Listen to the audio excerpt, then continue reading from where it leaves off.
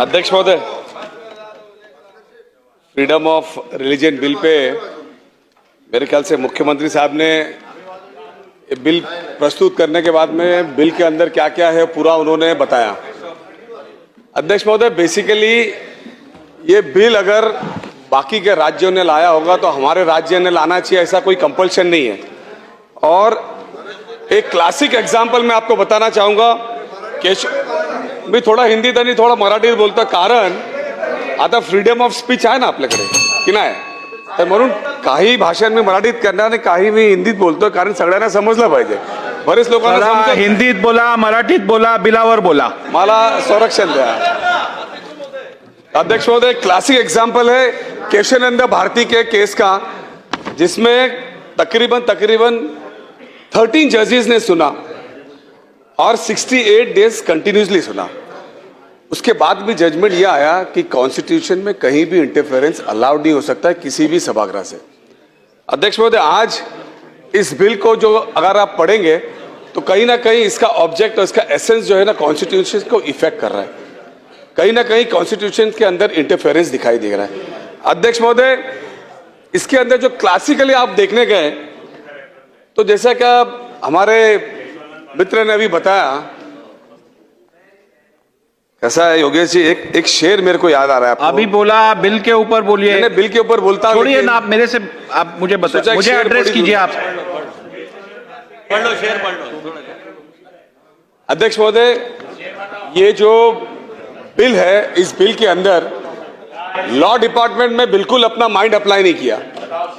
उसके अंदर कारण यह है कि आप देख सकते हैं कि आज की तारीख के अंदर आर्टिकल 21 में क्या है, मेरी राइट ऑफ प्राइवेसी है, मुझे क्या करना है क्या नहीं करना है वो मुझे डिसाइड करना है। आप इसको 60 डेज का जो है नोटिस देंगे, जिस बंदे को अपना कन्वर्जन करना है वो अगर नोटिस देगा तो उसकी सुरक्षा का क्या होगा? उसको कोई मारेगा नहीं, उसको कोई देखेगा नहीं, उसके ऊपर कोई अत्याचार नहीं होगा। इसकी सुरक्षा के बारे में कुछ सोचा है क्या? या अगर उसको चेंज करना है तो क्या ढिंडोरा या ढोला ताशा बजा के करेगा कि मैं ये करने जा रहा हूं? ये कहीं ना कहीं फंडामेंटल कॉन्स्टिट्यूशन के अंदर बैठता नहीं है। उसके अलावा अगर आप देखने जाओ कि दो अडल्ट ने मिलकर अगर कोई डिसीजन लिया, दो अडल्ट चाहते हैं कि हम शादी करें, तो उसके अंदर कोई भी थर्ड पार्टी, उनका कोई भी रिलेटिव आके कंप्लेंट कर सकता है। और कंप्लेंट के अंदर इस बिल के अंदर आपने मैंडेटरी किया है कि उसके ऊपर एफआईआर हो जाए। जैसे उसके ऊपर एफआईआर होती है वो तो आरोपी हो गया। जब वो आरोपी होगा तो उसकी मानसिकता क्या होगी, उसके ऊपर जो सोशल और लोगों का जो प्रभाव पड़ेगा, उसके ऊपर जो तकलीफें आएंगी, उसके बारे में तो इस बिल में कहीं सोचा ही नहीं गया। अगर ये सारी चीजें इस तरीके की आप लाने की कोशिश करेंगे तो मुझे लगता नहीं कि इसके बिल का लाने का हेतु क्या है। जिस दिन ये बिल टेबल्ड होने वाला था उससे करीबन 1 हफ्ता 2 हफ्ता पहले से अगर आप कई मंत्रियों के अगर आप स्टेटमेंट देख ले तो बिल कुछ और था। बिल का नाम दिया गया है फ्रीडम ऑफ रिलीजन, और बेसिक उसका जो हेतु है वो कुछ और दिखाता है। कई मंत्री जो है इसको दूसरी तरीके से लोगों को बता रहे थे। एक उदाहरण देने गए तो अभी इसके ऊपर महाराष्ट्र शासन ने, जब आदरणीय एकनाथ शिंदे जी मुख्यमंत्री थे, उन्होंने एक जो है कमेटी स्थापित की। उस कमेटी स्थापित को इसमें मालूम करने की कोशिश करने की थी कि भाई इस तरीके से जो भी इंटर कास्ट मैरिजेस हुए उसके अंदर अनियमितता हुई है क्या, उसमें जबरदस्ती हुई है क्या, या उसके अंदर कुछ गलत हुआ है क्या। उस कमेटी का काम यह था कि उस लड़की के बारे में मालूमात ले। महिला बाल विकास के उस कमेटी का कारण था कि वो जाए, वो महिलाओं से पूछे कि भाई तुम्हारे घर से तुम्हारी बातचीत करने मिलती है कि नहीं, तुम्हारा रेख रेख ठीक है कि नहीं, तुम्हारा कुछ है कि नहीं। आज 1 साल से ज्यादा हो गया, एक भी उसके ऊपर जो है स्टेटमेंट या उसके ऊपर जो है कोई भी चीज सभागृह के सामने लाई नहीं गई। दूसरी जो है एक कमेटी दूसरी बनाई गई, डीजी के नेतृत्व में कमेटी बनाई गई। उसको भी ये बताया गया कि आप जाके इस तरीके केसेस फाइंड आउट करो, और केसेस फाइंड आउट करके मालूमात करो कि इस तरीके इंटरकास्ट मैरिजेस में कहीं हुआ है क्या, इस तरीके के कुछ वारदात इस महाराष्ट्र के अंदर हो रही है क्या। आज उसको भी 6 महीने से ज्यादा हो गया, उसकी भी रिपोर्ट यहाँ पे आई नहीं गई। तो ये बिल लाने का जो मकसद है वो आज महाराष्ट्र की जनता और हम लोग ही जानना चाहते हैं कि बेसिकली ये बिल लाने की जरूरत क्या पड़ी। इससे पहले कई आरोप इस तरीके से इस महाराष्ट्र में लव जिहाद के बारे में, लैंड जिहाद के बारे में, इंटरकास्ट मैरिज के बारे में कई मंत्रियों ने बेजवाबदारी के साथ में जो है बाहर और यहाँ पे स्टेटमेंट दिया, जबकि उसी मंत्रालय के उसी हेड ऑफ द डिपार्टमेंट ने कहा कि इस तरीके के एक भी इंसिडेंट, जहां पे इस सभागृह में कहा गया था कि 1 लाख से ज्यादा जो है लव जहाद के इंसिडेंट हुए, उसी डिपार्टमेंट ने कहा कि not a single incident had happened in this state. तो कहने का मतलब है कि क्या परसेप्शन आप इस महाराष्ट्र के अंदर लोगों को दिखाना चाह रहे हैं। अध्यक्ष महोदय, आप एक बात तो समझ लीजिए कि भाई आरोपी ही अपने आप को सिद्ध करेगा। जब भी किसी के ऊपर कार्रवाई होती है तो प्रशासन का काम होता है कि उसके ऊपर आरोप सिद्ध करना और वो कोर्ट में जाए। आज वो आप किस तरीके से बताओगे कि क्या किया उसने?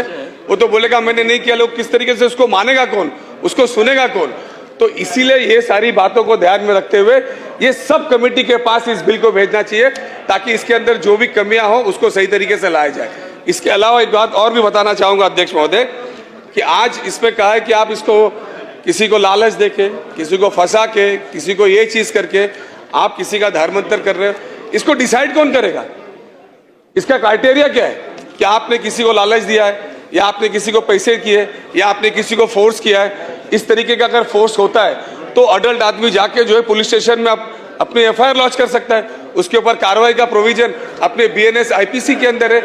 इसके ऊपर सारे प्रोविजन होने के बावजूद ये इस तरीके से गोल गोल बिल लाना कहीं ना कहीं किसी ना किसी समाज के ऊपर आगे चल के उसका दुरुपयोग करने का ये बिल है। ये अध्यक्ष महोदय मैं आपके साथ कहना चाहता हूं। साथ ही साथ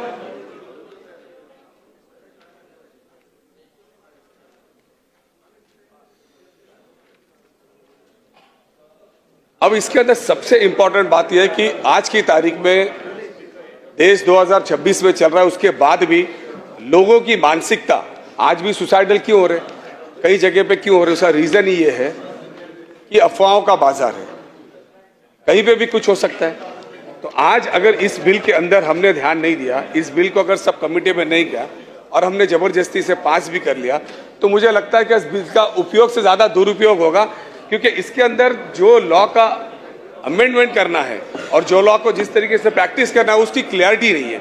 तो आज कहने का मतलब यह है कि इसके अंदर जो थर्ड पार्टी, यानी अगर 2 अडल्ट ने अपना डिसीजन लिया और उसका थर्ड पार्टी ने जाके उसके ऊपर ये किया और उसके ऊपर दबाव लाने की कोशिश किया, तो अल्टीमेटम क्या होगा, कई लोग जो है इस तरीके। हेलो फ्रेंड्स, मैं हूं समीर, आप देख रहे हैं समाज खबरें हिंदी टीवी न्यूज। जैसे कि आप जानते हैं कि ये न्यूज एजेंसी हमारे साथ कई चैनल्स के लोग जुड़े हुए हैं जो अलग अलग तरह की खबर चलाते हैं, और हमारे चैनल के साथ कई सौ पत्रकार भी जुड़े हुए हैं जो हर जगह से पत्रकारिता करते हैं। हम जनता से भी आह्वान करेंगे कि अगर उनके एरिया में कुछ भी गतिविधियां होती हैं या इलीगल कुछ उनके साथ होता है तो उस तरह की वीडियो बना के हमें दे सकते हैं, हम चलाएंगे हमारे चैनल पर। और हमारे साथ हम आपको बता दें कि कई एडवोकेट्स भी जुड़े हुए हैं जो आपकी समस्याओं को लेकर आपका निवारण करेंगे, आपकी समस्याओं को लीगल तरीके से सॉल्व भी करने की कोशिश करेंगे।